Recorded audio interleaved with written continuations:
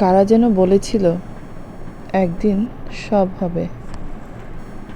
দেখতে দেখতে সব দিন ফুরিয়ে গেল, তবুও সেই দিনটা আর জীবনে এলোই না। একদিন সব হয়, হয় না। মানুষের জীবনে সুদিন বলতে কিছুই নেই।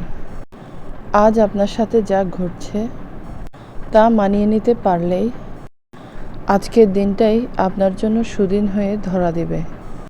দিন গুনে গুনে বৃদ্ধ হওয়া মস্তিষ্কটা একটা সময় গিয়ে বুঝতে পারে এই শূন্যতা তার এখনো আছে। আসলে কিছুই পাওয়া হয়ে ওঠেনি। তবুও মানুষ স্বপ্ন দেখে, সুদিনের অপেক্ষা করে, বাস্তবতাকে মেনে নিয়ে। সুদিনের অপেক্ষা না করে আমাদের মেনে নিতে হবে আসলে জীবনের প্রতিটা দিনই সুদিন। এটা মেনে নিতে পারলেই জীবন খুব সুন্দর।